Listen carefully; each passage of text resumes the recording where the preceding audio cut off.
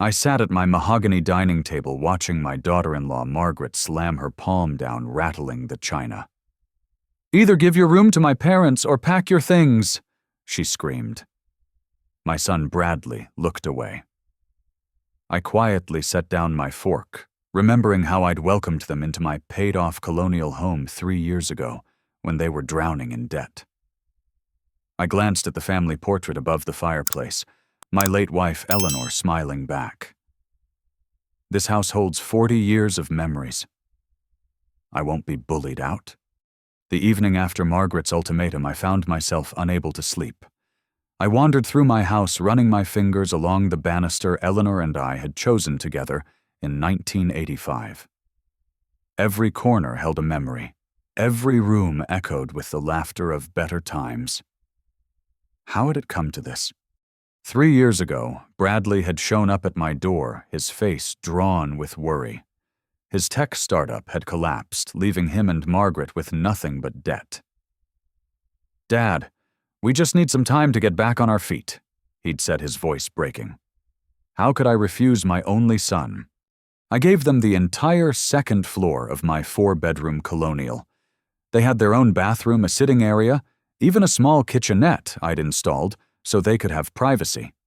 I kept only my master bedroom and my study filled with the forensic accounting books from my 40-year career. Margaret had seemed so grateful then, calling me Dad with such warmth, helping with grocery shopping, even cooking Sunday dinners. The transformation began 6 months ago when Margaret's parents, Harold and Ruth, visited from Arizona. What was supposed to be a 2-week stay stretched into a month. Margaret began making comments about how lonely her parents were in the desert, how the dry climate was destroying Mom's sinuses, how they'd be so much happier, closer to family. Small criticisms crept into our daily interactions. My morning routine of coffee and newspaper became obsessive and antisocial. The antique furniture Eleanor had collected became dusty old junk. My weekly chess games with George from next door were boring old man activities. Each comment felt like a tiny paper cut, insignificant alone, but painful in accumulation. The real shock came when I was organizing documents for tax season. As a forensic accountant, I'd always been meticulous about finances. Hidden in the mess of receipts and statements, I found something that made my blood run cold. Bradley and Margaret had managed to save $180,000 while living in my home, rent-free. But they weren't saving for a house of their own, as they'd promised. The statements showed payments to a vacation property management company in Florida. They'd bought a beach condo and were renting it out, all while telling me they were barely scraping by and needed just a little more time before they could afford to move out. I said nothing, filed the information away in my mind, like evidence in one of my old cases. Years of investigating financial crimes had taught me patience. The guilty always reveal themselves if you wait long enough. Sunday dinner arrived with its usual fanfare. Margaret had prepared pot roast, my Eleanor's recipe, though she'd added too much salt, as always. We sat around the dining table, the same one where Eleanor and I had shared 37 years of meals, where Bradley had done his homework, where we'd celebrated countless birthdays and holidays. "We have wonderful news," Margaret announced, her smile too bright, too practiced. "My parents have decided to sell their house in Scottsdale." I continued cutting my meat, keeping my expression neutral. "That's quite a decision. The market must be good out there." "Oh, it is. They'll make a killing. And the best part is they want to be closer to us. Isn't that wonderful, Bradley?" She nudged my son, who mumbled agreement through a mouthful of potatoes. "Connecticut is expensive," I observed mildly. "Have they looked at housing prices here?" Margaret's smile widened, and I saw the trap springing. "Well, that's what we wanted to discuss with you, Dad. This house is so big, and you're all alone on the first floor. We thought maybe you could relocate to the basement. We could fix it up real nice, put in a bathroom, make it a proper apartment." "The basement floods every spring," I reminded her. "Then maybe one of those nice senior communities. They have activities, people your age, medical staff on hand. It would be perfect for you." I set down my fork and looked at my son. Bradley, what do you think about this? He wouldn't meet my eyes. Whatever makes everyone comfortable, Dad. Margaret leaned forward, her voice taking on a concerning sweetness. I've noticed you've been struggling lately, Dad, forgetting things, missing appointments. Maybe it's time to consider that you need more help than we can provide. My mind raced through recent weeks.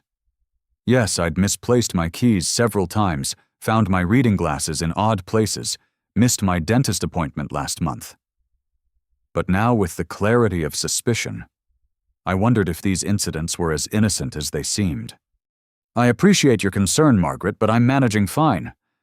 Her face hardened. Are you because Dr. Morrison mentioned you seemed confused at your last checkup, and the pharmacy called about prescriptions you forgot to pick up? I hadn't forgotten any prescriptions. I hadn't been confused at my checkup. The pieces of a larger puzzle began forming in my mind, the kind of pattern recognition that had made me successful in forensic accounting. I'll think about it, I said, ending the discussion. But Margaret wasn't finished. She stood planting both hands on the table. There's nothing to think about. My parents will be here in 6 weeks. Either you move to the basement, find somewhere else to live, or we'll have to consider other options. Other options. She smiled again, cold as winter moonlight. Legal options. For your own protection, of course. After they went upstairs, I sat alone in my study, surrounded by the achievements of my career. Commendations from the FBI for helping solve embezzlement cases. Photos with grateful clients whose stolen fortunes I'd recovered. Eleanor's portrait on my desk, her wise eyes seeming to warn me. I pulled out my laptop and began researching. What I found chilled me more than any financial crime I'd investigated. There were companies that specialized in elder care transitions, lawyers who focused on conservatorships, an entire industry built around moving seniors out of their homes. As I closed my laptop, I made a decision. They wanted to play games with an old man. They'd forgotten that this old man had spent 4 decades uncovering the truth behind numbers and lies. The first rule of forensic accounting, follow the money. The second rule, document everything. I looked at Eleanor's photo and whispered, They picked the wrong person to underestimate, didn't they, love? The game was on, and my opponents didn't even know we were playing. That night, sleep eluded me entirely.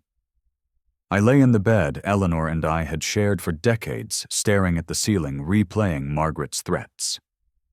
At 2 a.m, I gave up and headed to the kitchen for a glass of water. The house was dark, but I knew every creaky board, every corner. I'd built my life in these walls. As I approached the kitchen, I heard Margaret's voice, low and urgent. I froze, my forensic accountant instincts kicking in. Never interrupt when suspects are incriminating themselves. Mom, stop worrying, Margaret whispered into her phone. I told you the old fool will be out within a month. Bradley's too spineless to stop me. Once you and Dad are here, we'll have him declared incompetent. Do you have any idea what this house is worth? At least $800,000 in this neighborhood. I pressed myself against the wall, my heart pounding, but my mind crystal clear. Margaret continued. The lawyer said with proper documentation of his decline, we can get power of attorney within 90 days. Then we sell this place, set him up in some cheap facility, and we're set for life.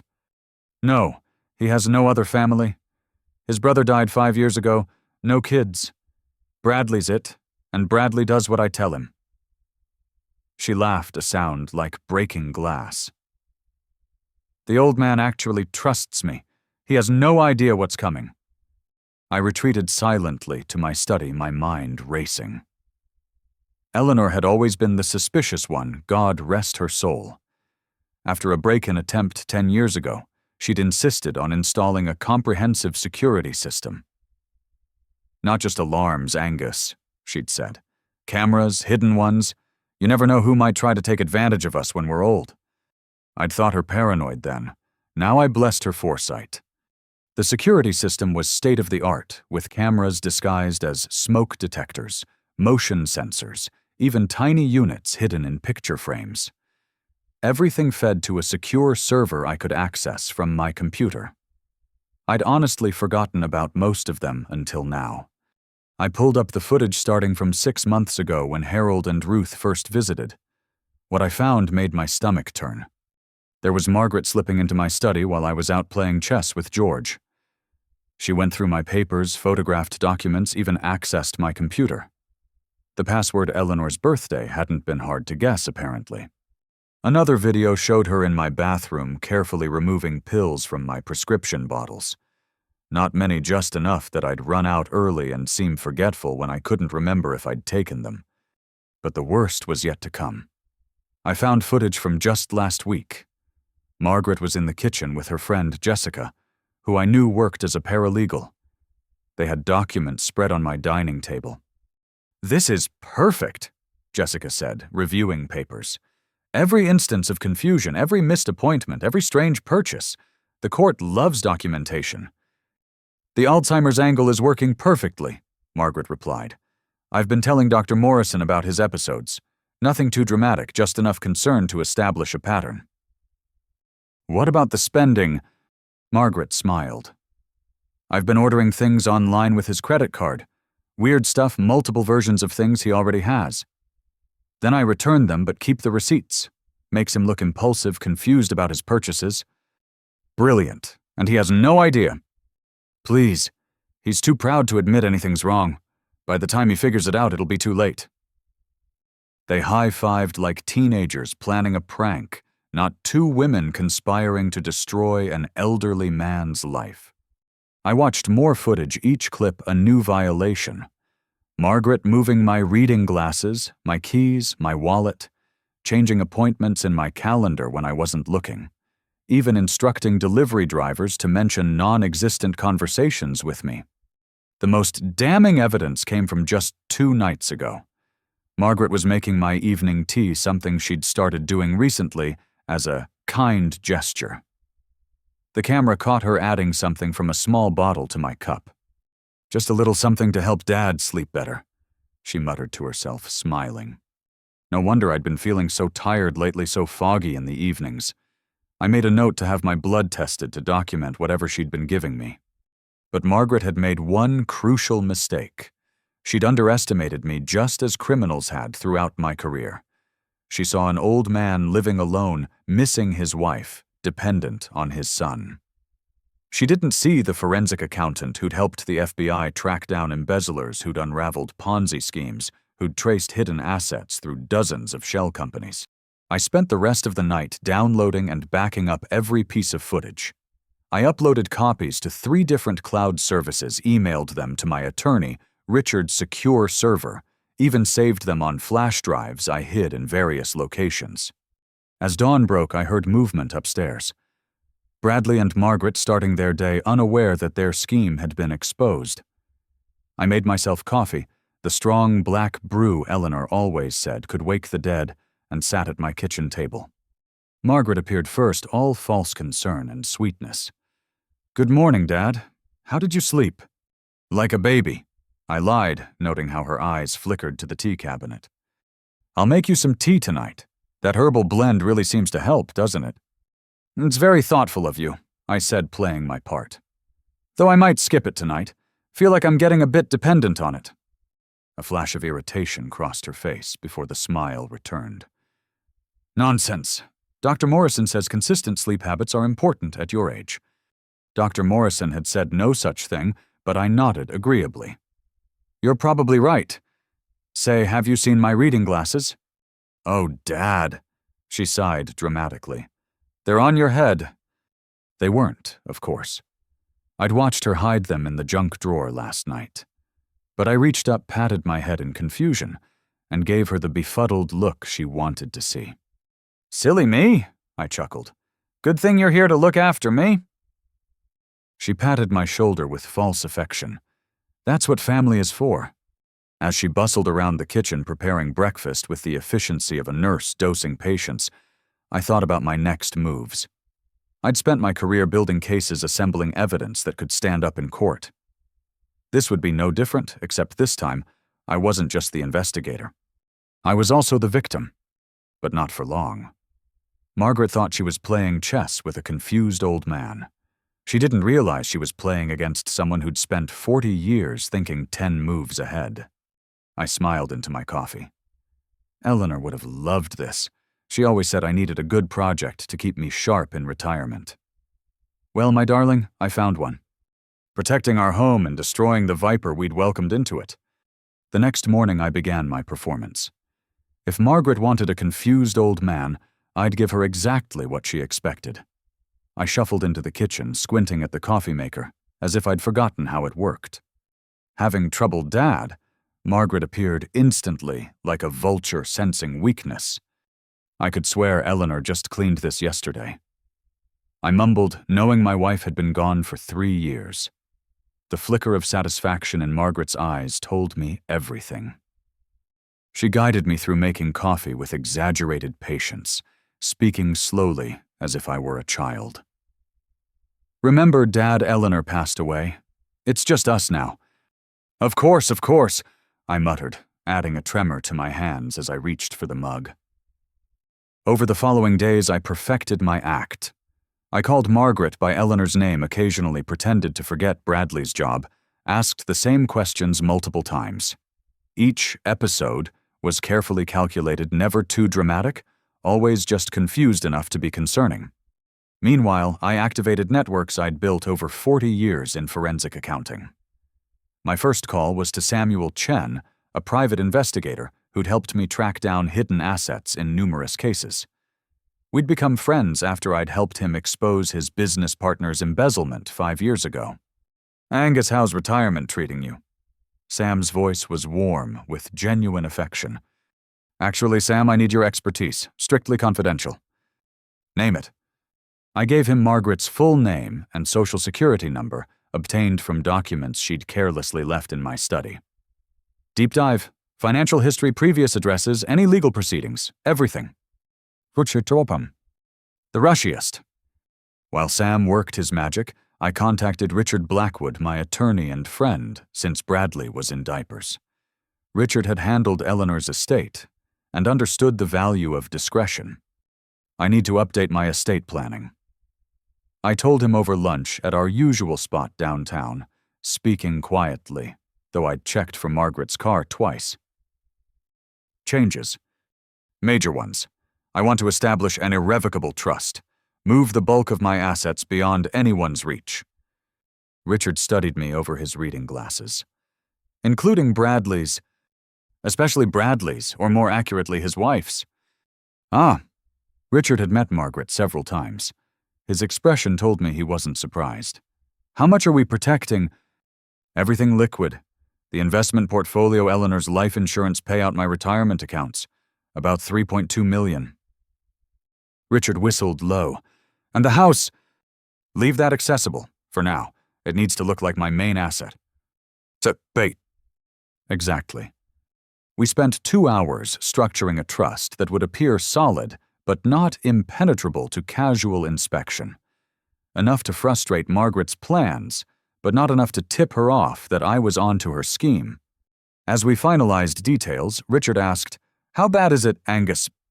"She's drugging my tea, hiding my belongings, and documenting a false case of dementia, planning to have me declared incompetent." Jesus, your own daughter-in-law. The devil doesn't always wear horns, Richard. Sometimes she wears pearls and calls you Dad. The next phase of my plan required real estate reconnaissance. I began taking walks around the neighborhood, something I'd done with Eleanor for decades. To Margaret, it looked like a confused old man wandering. In reality, I was scouting. The house directly across from mine caught my attention. A beautiful craftsman style, it had been home to Walter and Mary Brennan for 50 years. Walter had died last year, and Mary had moved to assisted living. Their children lived in California, rarely visited. I noticed a foreclosure notice tucked discreetly beside the door. The lawn was overgrown newspapers piling up. Perfect. On one of my confused wanderings, I encountered Jennifer Walsh, the real estate agent handling the property. I'd known her since she was a child selling Girl Scout cookies. "Mr. Reynolds, how wonderful to see you out and about." "Jennifer, dear, Tell me about the Brennan house." She looked sad. "It's a mess. The kids stopped paying the mortgage after they moved Mary out. Bank's taking it back next month unless someone buys it cash." "How much?" $340, but they'd probably take $300. It needs work, though. The kids let it go after Walter died." "I might know someone interested. Cash buyer. Could they close quickly?" Her eyes lit up. "How quickly?" 10 days. For cash, absolutely." That evening, I made another discovery. While pretending to doze in my chair, I observed Margaret showing Bradley something on her laptop. "Look at this house," she said excitedly. "Right across the street, it's in foreclosure. Once we have power of attorney over your dad's accounts, we could buy it for cash, flip it, or rent it out. Passive income, baby." Bradley shifted uncomfortably. "Isn't that wrong, using Dad's money like that?" "It's for his own good," Margaret snapped. "That money's just sitting there while he deteriorates. We could be building our future. Your future. Don't you want to provide for our children someday?" "We don't have children yet. Because we can't afford them living in your father's house like teenagers. This is our chance, Bradley. Your dad would want us to be secure." I watched my son wrestle with his conscience and lose. I guess you're right. Through Sam's investigation, the full picture of Margaret emerged. This wasn't her first rodeo. In Philadelphia, she'd been named in a lawsuit by the children of her first husband's aunt. The elderly woman had signed over power of attorney, then mysteriously decided to change her will, leaving everything to Margaret and her then-husband. The case had been settled out of court records, sealed. But Sam found more. Credit card fraud charges that were dropped when she paid restitution. A pattern of jobs at elder care facilities that ended abruptly. Always just shy of criminal prosecution, always with sealed records and non-disclosure agreements. "She's a professional," Sam told me. "She targets lonely elderly people with money, usually through family connections. Your son might not even know her full history." Armed with this information, I set my trap. Using a shell company Richard created called Phoenix Holdings, I purchased the Brennan house for $340,000 cash. The closing was scheduled for a Friday when Margaret would be at her book club and Bradley at work. I hired contractors with specific instructions. Work only during Margaret's predictable absences. Transform the house into something special. I wanted an office with floor-to-ceiling windows overlooking my current home, state-of-the-art security, reinforced doors, a sanctuary and a fortress combined. "Make it impressive," I told the lead contractor. "I want anyone looking at it to know that whoever lives here has resources and isn't to be trifled with." Meanwhile, I escalated my confused act. I signed up for assisted living tours, making sure Margaret knew about each appointment. I'd return from each one talking about the nice people and structured environment playing directly into her narrative. At one facility, Sunset Gardens, I met with the director privately after my official tour. "I may need to reserve a room," I told him, "but I'll need a very specific contract." "Oh, one that can be canceled within 30 days with full refund. I'll pay extra for the flexibility." He looked puzzled, but agreed. Money talks even in assisted living facilities. The nurse Margaret hired for wellness checks arrived every Tuesday and Thursday. Patricia seemed genuinely kind, carefully documenting my blood pressure, asking about my medications, checking my mental acuity with subtle questions. I played my part perfectly occasionally, forgetting words, mixing up dates, showing just enough decline to be concerning, but not enough to seem like I was faking. "Mr. Reynolds," Patricia said after her 4th visit. "I'm a bit worried about your memory issues. Have you discussed this with your doctor?" "What memory issues?" I asked, then laughed nervously. "Oh, I suppose that's the problem, isn't it? Can't remember what I can't remember." She made notes on her tablet, and I knew those notes would go straight to Margaret. 2 weeks before the planned confrontation, I had my blood tested by an independent lab. The results showed traces of diphenhydramine and zolpidem common sleep aids that in combination would cause confusion memory issues and excessive fatigue. Not enough to be dangerous, just enough to impair. I had Richard document everything, building a case file that would destroy Margaret in court. The contractors finished the house renovation in record time. The office was spectacular, with built-in bookshelves, a massive desk positioned to look directly at my current home's front door, and windows that seemed to bring the entire street into the room. "It's like a command center," the contractor said admiringly. "That's exactly what it is," I replied. 3 days before Margaret's parents were due to arrive, she presented me with power of attorney documents. We were at dinner, Bradley pushing food around his plate, while Margaret played concerned daughter-in-law. "Dad, we've been thinking about your future," she began. "With your memory issues getting worse, it might be time to make some practical arrangements." "What kind of arrangements?" She produced the documents with a flourish. "Just some legal protection. This gives Bradley the ability to help with your finances if you become unable to manage them yourself." I pretended to read them, though Richard had already reviewed copies Margaret's friend, Jessica, had prepared. They were comprehensive, giving total control of my assets to Bradley, with Margaret as secondary agent. "This seems like a lot," I said hesitantly. "It's standard, Dad. Jessica's firm does these all the time. It's for your protection." I looked at my son. "Bradley, you think this is necessary?" He couldn't meet my eyes. "Margaret knows about these things, Dad." I signed the documents with a shaky hand. What Margaret didn't know was that Richard had prepared identical-looking documents that actually granted power of attorney to my irrevocable trust with Richard as trustee. A little sleight of hand I'd learned from investigating forgery cases. Margaret practically glowed as she gathered the papers. "You've made the right decision, Dad. We only want what's best for you." That night, I didn't drink the tea she brought me. Instead, I sat in my study looking at pictures of Eleanor and Bradley when he was young. Before Margaret. Before the corruption of greed. The final pieces were in place. The house across the street waited empty and ready. My assets were protected. Evidence of Margaret's crimes was documented and secured. Margaret thought she'd won. In 48 hours, she'd learned that the confused old man she'd been manipulating was anything but. The trap was set. All that remained was the spring. Margaret's parents arrived on a Thursday afternoon, their rented Cadillac pulling into my driveway like an invading force. Harold emerged first, a man who wore his 75 years like armor, all sharp angles and suspicious eyes. Ruth followed, clutching her purse as if someone might snatch it in my safe suburban neighborhood. "Welcome," I said from the doorway, noting how they barely acknowledged me before surveying the house like appraisers. "Bigger than Margaret described," Harold grunted. "Must be worth a fortune." "It's home," I replied simply. They commandeered my living room, immediately spreading their belongings with the confidence of conquerors.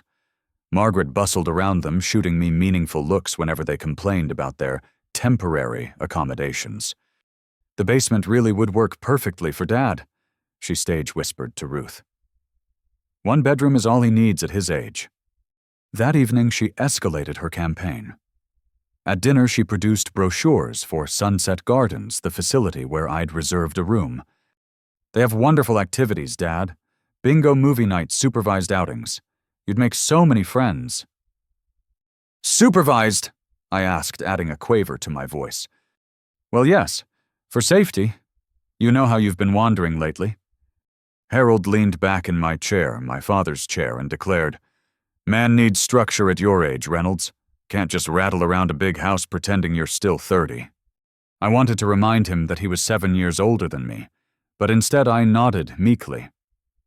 "Perhaps you're right." Margaret seized the moment. "In fact, I've scheduled your move-in for Saturday. Isn't that wonderful? No more worrying about maintaining this big house, no more lonely nights." Saturday. I blinked in manufactured confusion. "But that's so soon." "Best to make these transitions quickly." Ruth chimed in, already eyeing Eleanor's china cabinet. "Like ripping off a bandage?"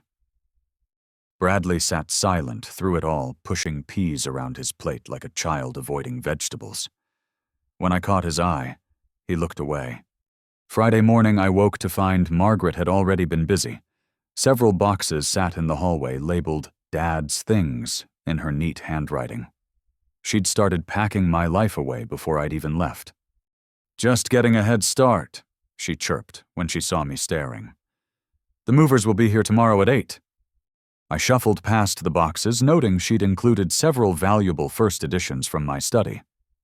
Interesting how those made the cut for my necessities.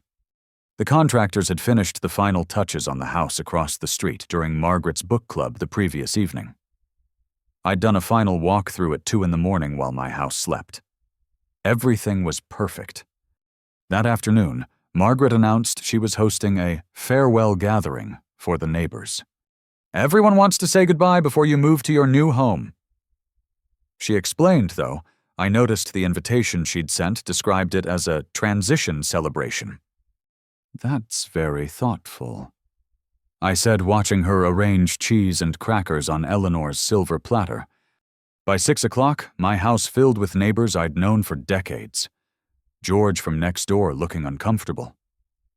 The Pattersons from down the street confused why I was leaving.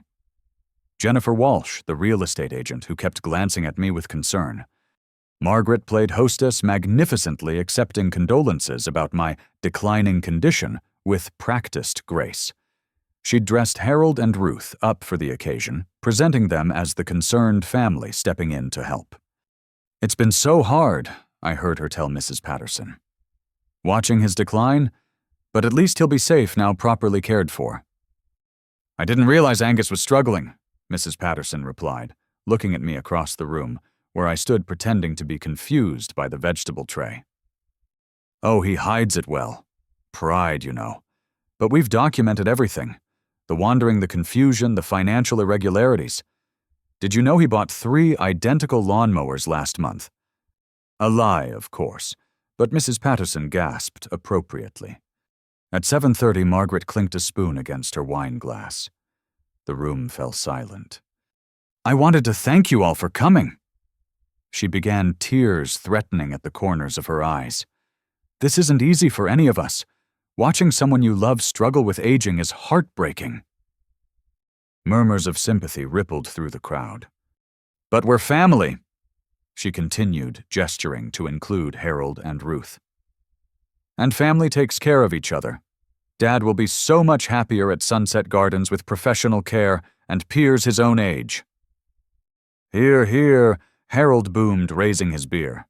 "My beer." Margaret dabbed at her eyes. "Dad, would you like to say anything to your neighbors?" All eyes turned to me. I stood slowly, adding a slight sway for effect. "I've lived in this house for 40 years. I began, my voice soft. "Eleanor and I raised our son here. Celebrated holidays, birthdays, regular Tuesday afternoons. Every room holds memories." I paused, looking around the familiar faces. "But I guess it's time for new memories." Margaret beamed, thinking she'd won. Several neighbors looked troubled, but what could they do, the family had decided. "Before I go," I continued, "I should mention that I'll still be around." Margaret's smile flickered. "Well, of course, Sunset Gardens has visiting hours." "No, I mean I'll be right here, every day." The room grew quiet. Margaret's face began to pale. "You see, I bought the Brennan house across the street, closed yesterday. Phoenix Holdings, that's my company." Gasps echoed through the room. Jennifer Walsh's mouth fell open. "But that's impossible," Margaret sputtered. "You're confused, Dad. You couldn't have." I reached into my pocket and pulled out a key. "Would you like to see it? I had it renovated. Beautiful office with a view of this house. I can wave to you every morning, Margaret." The silence was deafening. Harold's beer bottle slipped from his hand, shattering on Eleanor's hardwood floor. Ruth made a sound like a stepped-on cat. But I wasn't done.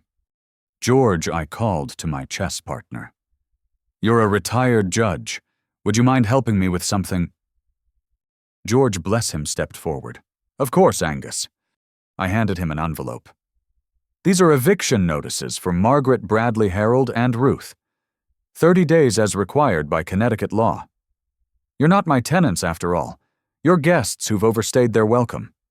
Margaret's careful composure cracked. You can't do this. Bradley, tell him.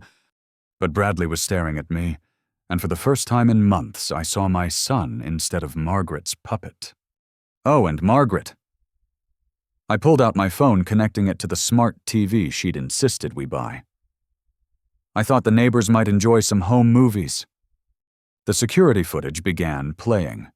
There was Margaret dropping pills from my medication, moving my belongings, discussing her plans with Jessica. The crowd watched in horror as months of elder abuse played out in high definition. "You were recording me!" Margaret shrieked. Eleanor insisted on security cameras. Wonderful woman, always thinking ahead. The room erupted.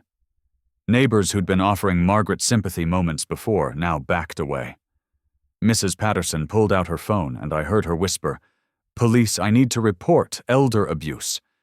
Harold and Ruth sat frozen, their dreams of easy retirement evaporating. Harold's face had turned an alarming shade of purple. "You old bastard!" he spat. "You played us." "No," I corrected. "You played yourselves. You just didn't know the game had already started." George, ever the professional, handed Margaret the eviction notice. "You've been served. I'd advise getting a lawyer." "I don't need a lawyer." Margaret's mask had completely fallen away, revealing the viper beneath. "I have power of attorney. This house is mine." "Ah, yes, those documents." I smiled. "Richard, would you join us?" My attorney stepped out from the kitchen where he'd been waiting. The documents Ms. Reynolds signed were fraudulent, as they were obtained under duress and false pretenses. Additionally, the ones Mr. Reynolds signed were replacements that grant power to his trust, not to you. Furthermore, Richard continued enjoying himself. "We have documentation of medication theft, identity theft, credit card fraud, and conspiracy to commit elder abuse. The district attorney is very interested." Margaret lunged at me, but George and Mr. Patterson held her back. "You destroyed everything," she screamed.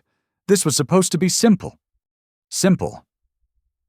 I let 40 years of courtroom experience color my voice. "You thought stealing from an elderly man would be simple? You thought destroying a family for money would be simple? You thought wrong." Sirens wailed in the distance, growing closer. Margaret heard them too and made one last desperate play. "Bradley, your own father is throwing us out. Do something." My son stood slowly, and for a moment I wondered if blood would prove thicker than justice. "Dad," he said quietly, "show them the rest." I nodded and clicked to the next video. Margaret with her first husband's aunt, the photos Sam had found, the credit card fraud, the trail of elderly victims across 3 states. "You knew," Margaret whispered, staring at Bradley. "I hired a detective 2 weeks ago," he said. "When you started drugging him, that was too far, Margaret. That was never part of any plan I agreed to." The police arrived, then guided by Mrs. Patterson's call. They reviewed the footage, took statements, and eventually led Margaret away in handcuffs. She didn't go quietly. Harold and Ruth sat in shock as their daughter was arrested. Ruth began to cry not for Margaret, but for themselves. "Where will we go?" she wailed. "I hear Scottsdale is nice this time of year," I suggested. As the police car pulled away, the neighbors began to disperse. Each one stopped to shake my hand to apologize for believing Margaret's lies. Jennifer Walsh approached last. "Phoenix Holdings, you sly fox, I never saw it coming." "That was the point, dear." Soon, only family remained. Harold and Ruth huddled on the sofa, looking every one of their years. Bradley stood by the window watching the police lights fade. "You can stay the 30 days, I told Harold and Ruth. "Pack properly, make arrangements. I'm not cruel." "Not cruel?" Harold laughed bitterly. "You destroyed our daughter." "No, she destroyed herself. I just made sure she couldn't destroy anyone else." They went to bed without another word, broken and bitter. I doubted I'd see much of them in the remaining days. Bradley and I stood alone in the living room, where his mother and I had danced at our anniversary parties, where he'd taken his first steps, where we'd been a family. "I'm sorry, Dad," he said finally. "I knew she was wrong, but I was too weak to stop her." She's very good at manipulation, son. She had a lot of practice. What happens now? I walked to the window and pointed at the craftsman across the street. Now I start fresh. New house, new chapter. You're welcome to visit, but you'll need to find your own place, too. I know. I've already been looking. There's an apartment near work. Can you afford it? He smiled sadly. I'll manage. Might have to actually budget for once. We stood in comfortable silence for a moment before he asked, How long have you known what she was? Suspicions months, proof about 3 weeks. And you just let her continue. Sometimes the best way to catch a predator is to let them think they're hunting. Bradley hugged me, then the first real embrace we'd shared in years. I love you, Dad. I'm sorry I forgot that for a while. I never doubted it, son. That's why I knew you'd do the right thing eventually. He went upstairs, leaving me alone in my home. I walked through each room, touching memories, saying goodbye. Tomorrow the movers would come, but they'd be moving my things across the street, not to Sunset Gardens. I paused in my study, looking at Eleanor's picture. We did it, love. We protected our home, even if I have to live somewhere else to do it. As I turned off the lights, I thought about the neighbors who'd witnessed tonight's drama. By tomorrow, the story would be all over town. The embarrassment might drive Harold and Ruth away sooner than 30 days. I locked the door and walked across the street to my new home. The house was dark, except for the office where I'd left a lamp burning. I climbed the stairs and entered the room that would become my new command center. From the window, I could see my old house perfectly. The porch where Eleanor and I had shared morning coffee. The garden she'd tended with such love. The walls that held our history. Margaret had tried to steal it all. Instead, she'd lost everything. I settled into my new leather chair and pulled out a legal pad. Richard would need a full account of tonight's events for the criminal case. As I began writing, I felt Eleanor's presence approving and amused. Not bad for a confused old man, I said to the empty room. The house seemed to agree. Saturday morning arrived with unseasonable warmth for April in Connecticut. I woke in my new home, the craftsman's master bedroom bathed in sunlight. From my window, I watched a moving truck pull up to my old house at precisely 8 o'clock. Margaret had arranged everything before her arrest. The movers, expecting to relocate a confused elderly man to assisted living instead, found chaos. Harold answered the door in his bathrobe, Ruth behind him wringing her hands. I dressed carefully in my best suit, the one Eleanor had bought me for our 35th anniversary. Today deserved formality. By the time I reached my office, the movers were arguing with Harold on the lawn. Their voices carried clearly across the street. Look, we have a work order, the lead mover insisted. Angus Reynolds to Sunset Gardens. Prepaid. There's been a change, Harold sputtered. He's not going anywhere. Then who's paying for our time? I smiled, sipping coffee from my new machine. Margaret's credit card would be charged for the cancellation. One more expense for her mounting legal bills. Bradley emerged from the house carrying boxes, not the ones Margaret had packed with my things, but his own belongings. He loaded them into his car methodically, ignoring Harold's demands that he talk sense to the movers. George appeared at my door at 9, right on schedule. Ready for the show? He asked, settling into the chair I'd placed beside mine at the window. Front row seats, I confirmed. We'd been friends for 20 years, neighbors, since he'd retired from the bench. He'd seen Margaret's true nature long before I had, but respected me enough to let me discover it myself. I brought popcorn, he said, producing a bag. Seemed appropriate. By 10 o'clock, word had spread through the neighborhood. The Pattersons set up lawn chairs in their front yard. Other neighbors found reasons to work in their gardens or wash their cars, all with perfect views of the unfolding drama. A Lincoln town car arrived at 10:30. Richard stepped out, briefcase in hand, followed by a younger woman in a sharp business suit. "Who's that?" George asked. "Assistant District Attorney," I replied. Richard said she was very interested in the security footage. They rang the doorbell of my old house. Ruth answered, her face going pale when she saw the briefcase. The conversation was brief. Ruth shook her head repeatedly, then slammed the door. Richard and the ADA crossed the street to my new home. I met them at the door. "They're not cooperating," Richard said. "No surprise there." The ADA, introduced as Diane Cooper, was all business. "Mr. Reynolds, I've reviewed the evidence.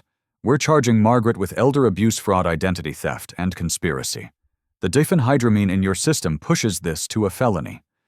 What do you need from me?" "Everything. Every document, every recording, every witness. This woman has done this before. We're going to make sure she never does it again." We spent an hour in my dining room building the case. Diane was thorough, asking questions that revealed years of experience with elder abuse cases. "The property across the street," she said eventually. "Brilliant move. Judges love poetic justice."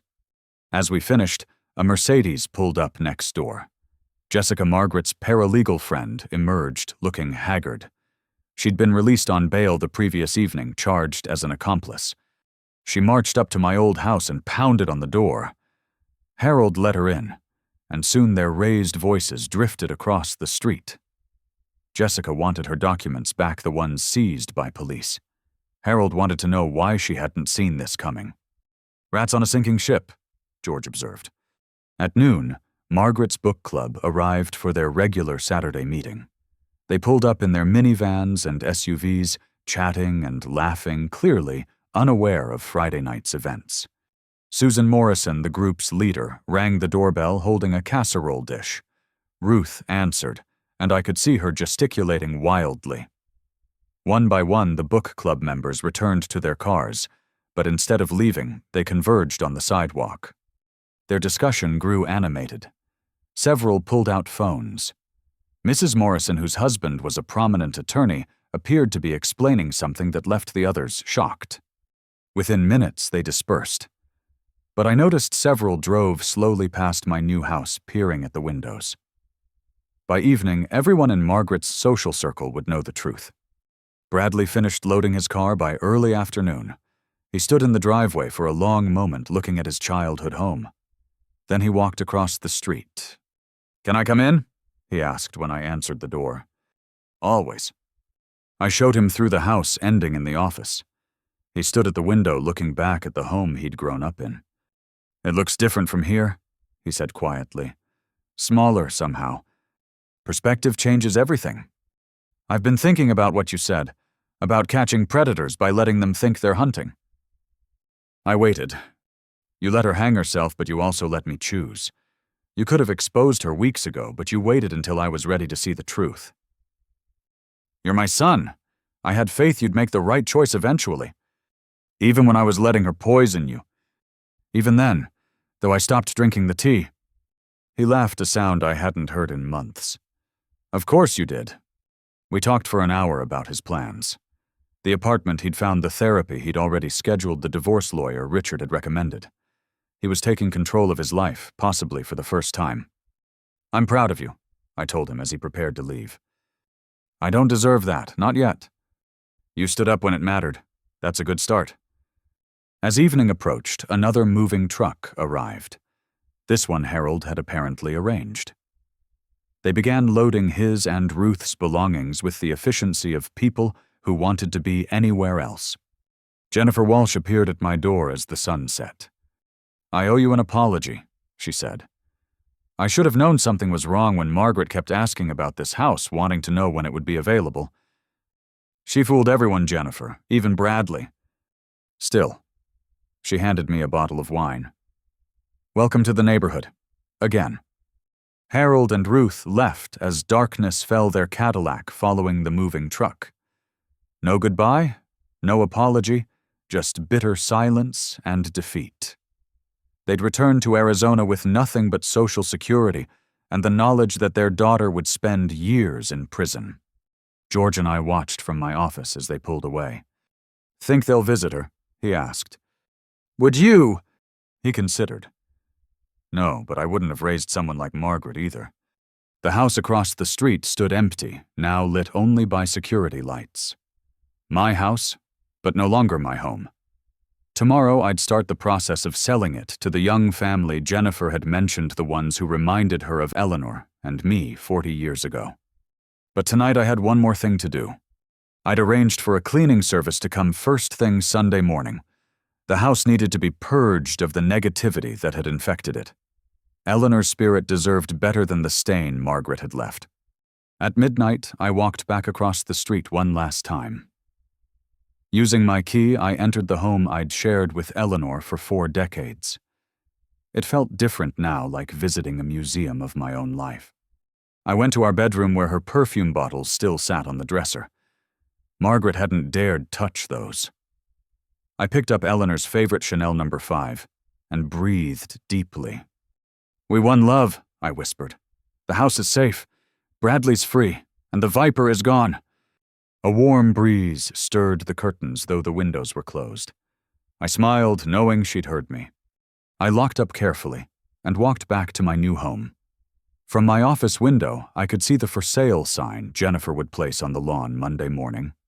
Some might think I'd lost by having to leave my home. They'd be wrong. I'd traded one house for another, but kept everything that mattered.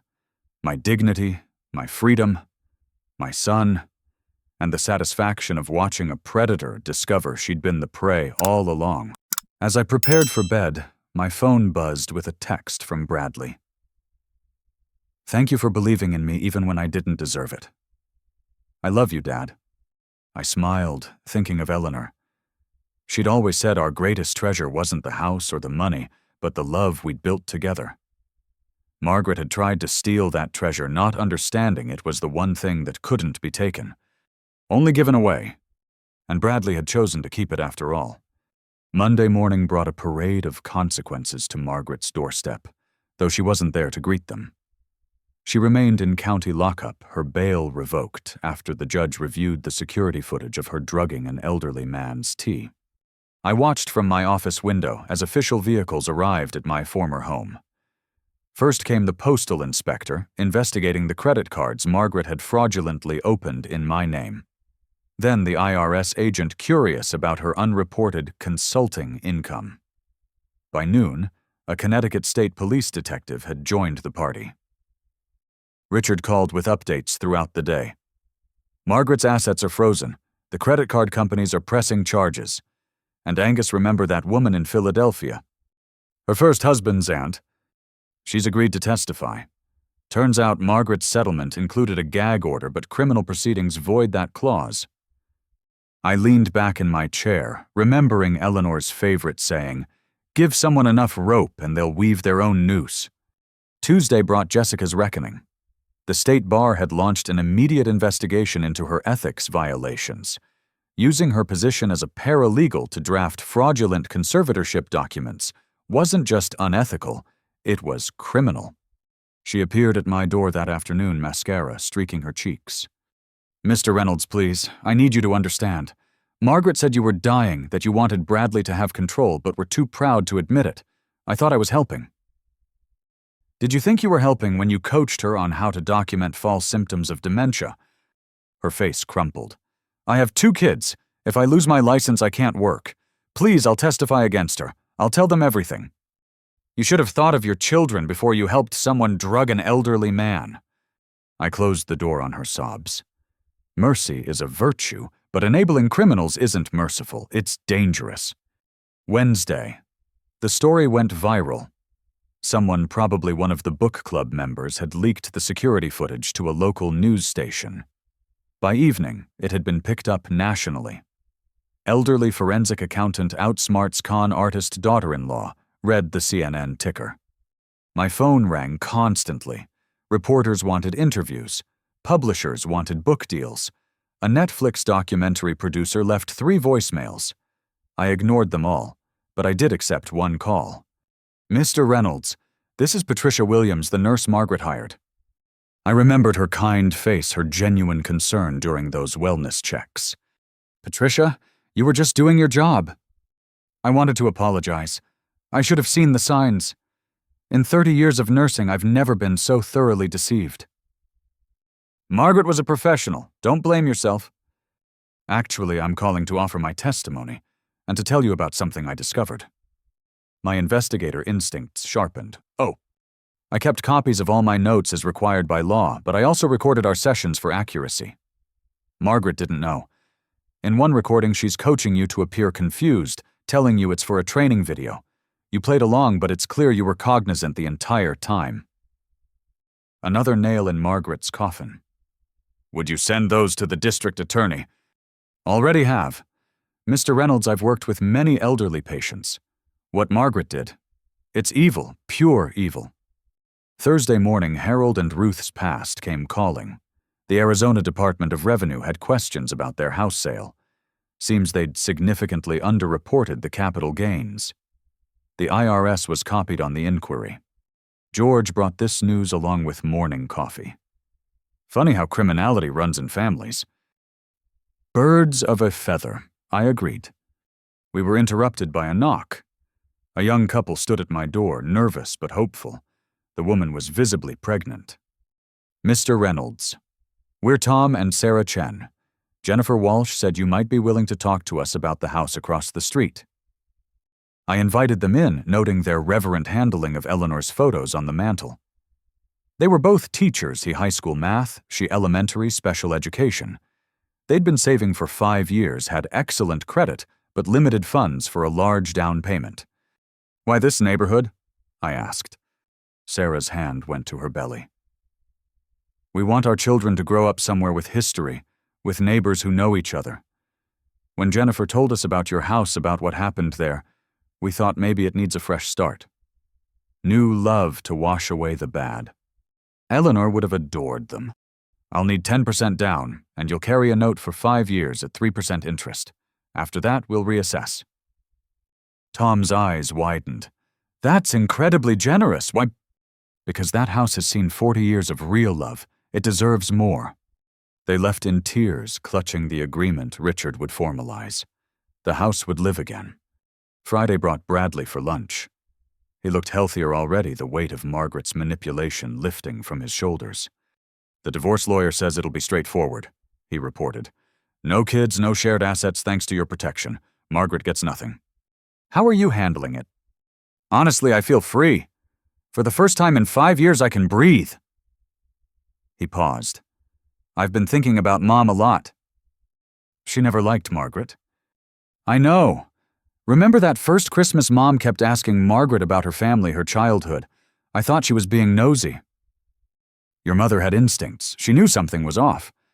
We ate in comfortable silence before Bradley asked, Do you really have enough evidence to convict her? More than enough. 3 other victims have come forward since the story broke. The FBI is now investigating her for interstate fraud. Jesus. Your mother had another saying, when you lift a rock, don't be surprised by what crawls out. Saturday marked 1 week since the birthday party revelation. I sat in my office organizing evidence for the prosecution. 3 bankers' boxes full of documents, recordings, and witness statements. Diane Cooper said it was the most comprehensive case she'd seen. The doorbell interrupted my filing. An elderly woman stood on my porch, well-dressed but frail. Mr. Reynolds, I'm Dorothy Hutchinson from Philadelphia. The aunt, Margaret's first victim. Please come in. Over tea, she told her story. How Margaret had married her nephew specifically to access Dorothy's money. The slow isolation from other family members. The medications that made her confused. The day she'd signed papers she couldn't read, trusting the sweet girl who called her Aunt Dottie. I lost everything, she said simply. My home, my savings, my faith in family. When I saw the news story, I had to come thank you. For what?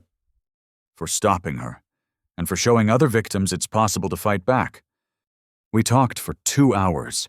She'd rebuilt her life, lived with her daughter, now found peace. But the scars remained.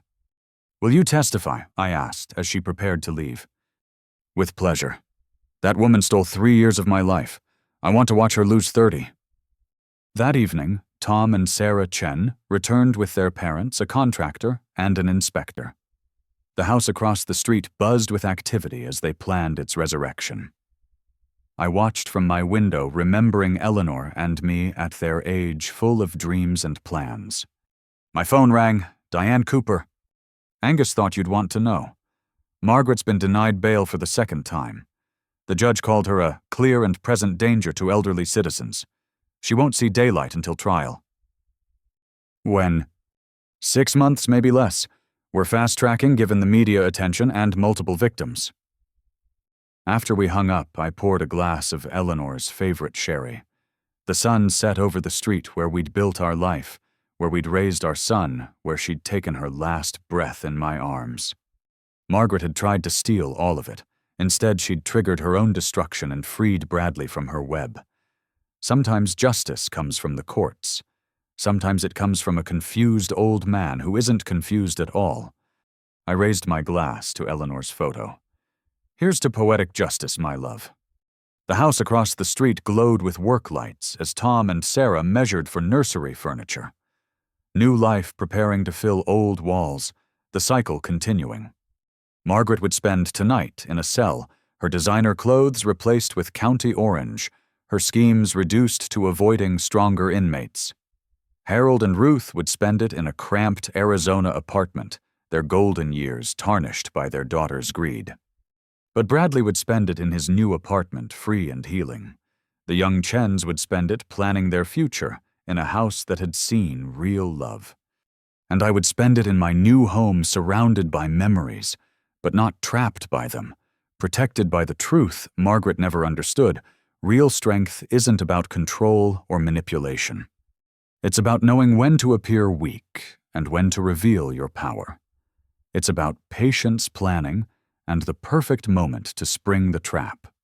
Eleanor had known. She'd installed those cameras, insisted on security prepared for threats she couldn't name, but somehow sensed. Even in death, she'd protected me. Now it was my turn to protect others. The book deal I'd finally accepted wouldn't be about revenge or victory. It would be Eleanor's story. Our story. A manual for the elderly on recognizing and defeating predators who smile while they steal your life. Margaret had given me the perfect ending. 6 months later, on a crisp October morning, I sat in the courthouse where I'd testified countless times during my career. This time, I wasn't the expert witness analyzing financial crimes. I was the victim, though that label had never fit comfortably. Margaret entered in Shackle's orange jumpsuit, hanging loose on her diminished frame. Prison had stripped away her polish, revealing the desperate creature beneath. She kept her eyes downcast as the bailiff led her to the defense table. The trial had been swift.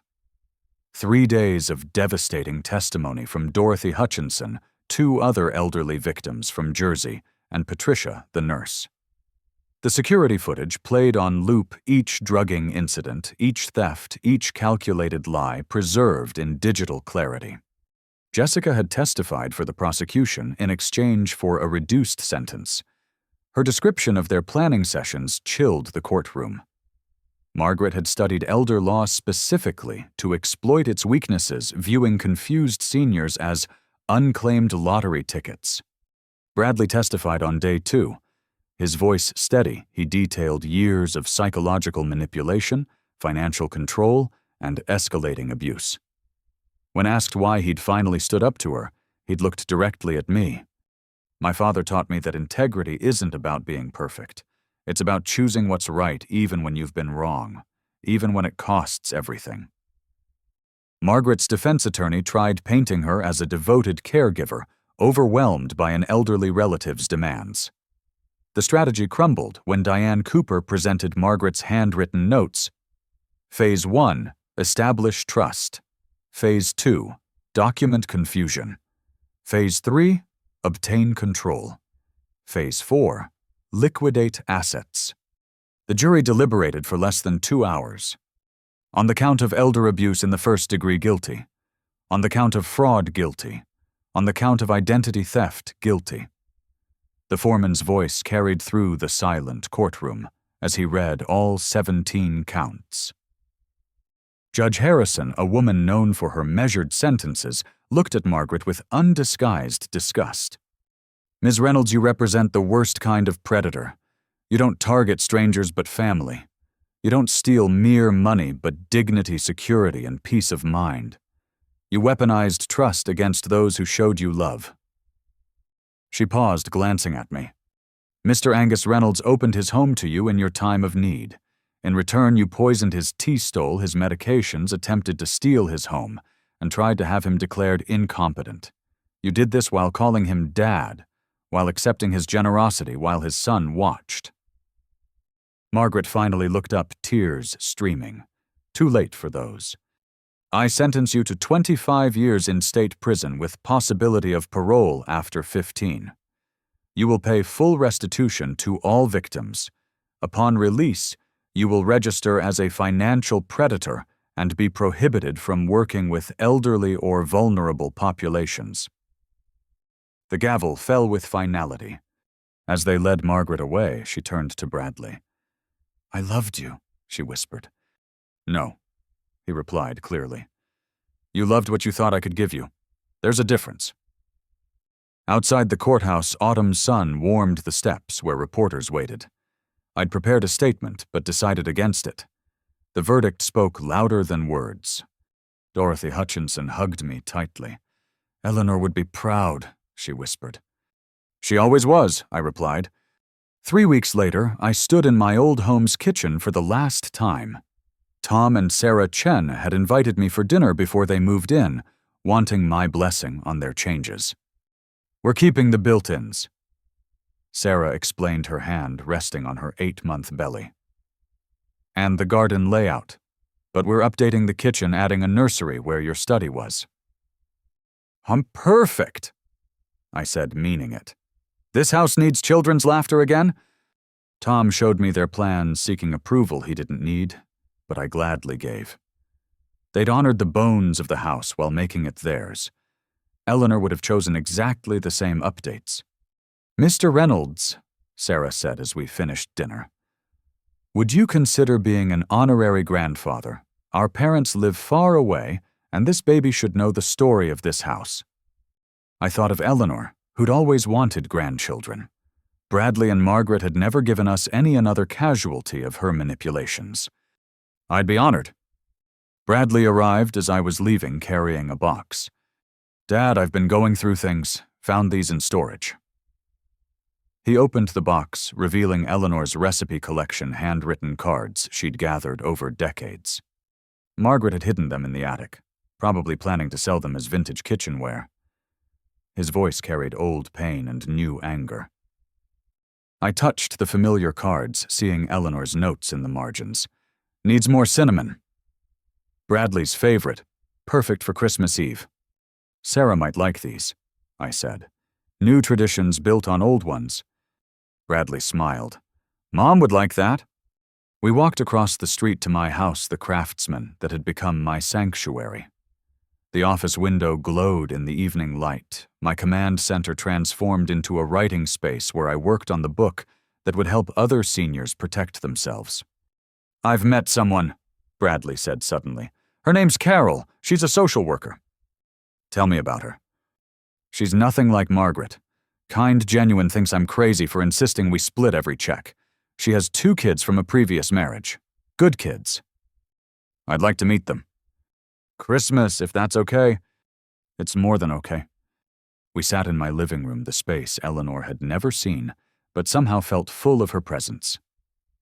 The furniture we'd chosen together, the art she'd collected, the photos of our life arranged on new walls. "Dad, can I ask you something?" "Anything?" "Did you ever think about just letting her win, taking the easier path?" I considered the question. Every morning when she brought that poisoned tea, every time she called me Dad while plotting my destruction, it would have been simpler to disappear into Sunset Gardens to let her have the house. "What stopped you?" "Your mother's voice. She always said the measure of a person isn't how they act when things are easy, but how they stand when everything's hard. Margaret made things very hard. But standing up to her, that was easy. I just had to remember who I was before she tried to convince me otherwise." A month later, the book released to unexpected success. The Art of Silent Justice. An Elder's Guide to Protection and Power climbed the bestseller lists. The proceeds went to the Eleanor Foundation funding legal aid for elderly abuse victims. I received hundreds of letters from seniors who'd recognized their own situations in my story. More importantly, from adult children who'd realized their parents needed protection. Each letter was a victory Eleanor would have celebrated. The Chen's baby arrived on a snowy December morning. They named her Eleanor Sarah Chen, a choice that brought tears I didn't try to hide. When they brought her home from the hospital, I was waiting with the meal Eleanor always made for new mother's recipe card included. Christmas Eve found my house full for the first time. Bradley and Carol, her children Emma and James, George from next door, the Chens with baby Eleanor. Even Dorothy Hutchinson had come up from Philadelphia. As Carol helped me serve Eleanor's famous roast, she whispered, "Bradley told me everything. How you saved him. How you gave him the chance to save himself. Thank you."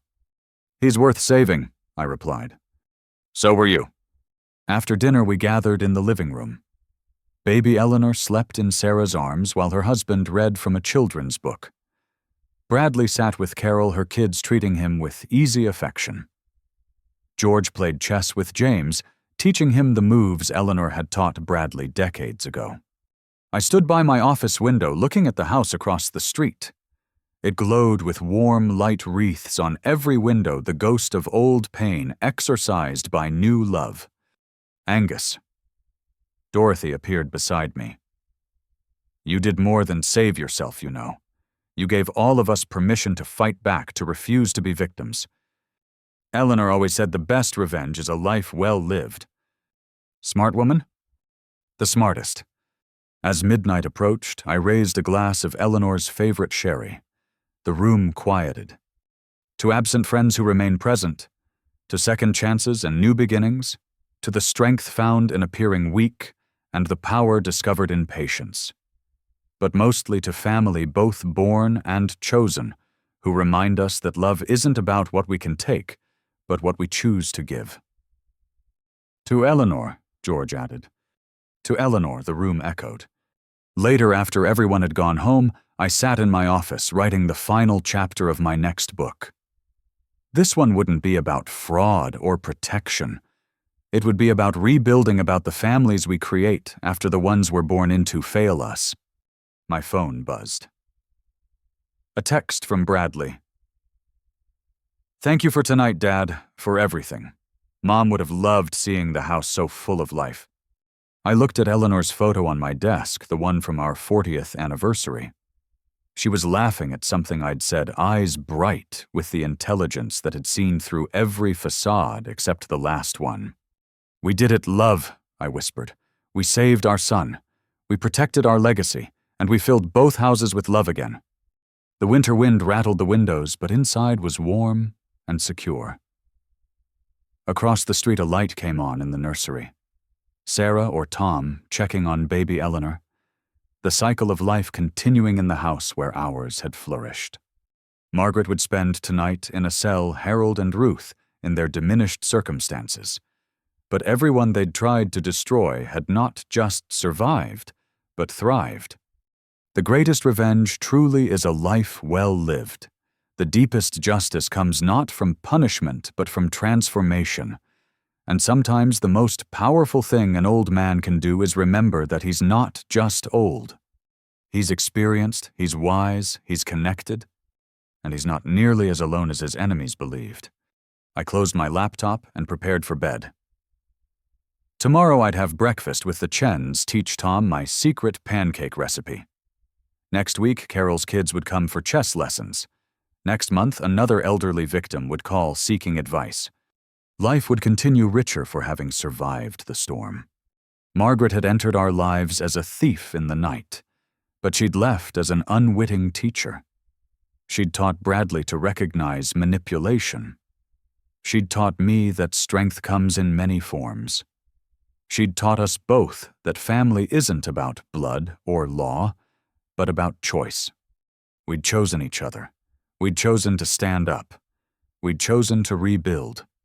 And in the end, those choices had made all the difference. As I turned off the lights, I paused at the window one last time. Snow began to fall, blanketing both houses in pristine white. A fresh coating over old ground, like forgiveness over pain, like hope over betrayal. Eleanor had loved snow, said it made everything new again. She was right as always. Everything was new again, and tomorrow would be even better. I wanted to ask you something.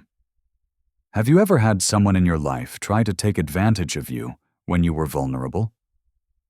How did you handle it? What gave you the strength to stand up for yourself? I'd love to hear your stories in the comments below. If this story resonated with you, please hit that like button and consider subscribing to my channel for more stories about overcoming life's challenges. And please share this with anyone who might need to hear that it's never too late to fight back, to reclaim your power, and to protect what matters most. Thank you for joining me on this journey.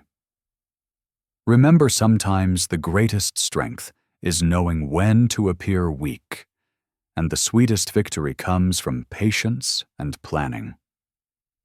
Until next time, stay strong, stay smart, and never let anyone convince you that your best years are behind you. They might just be beginning.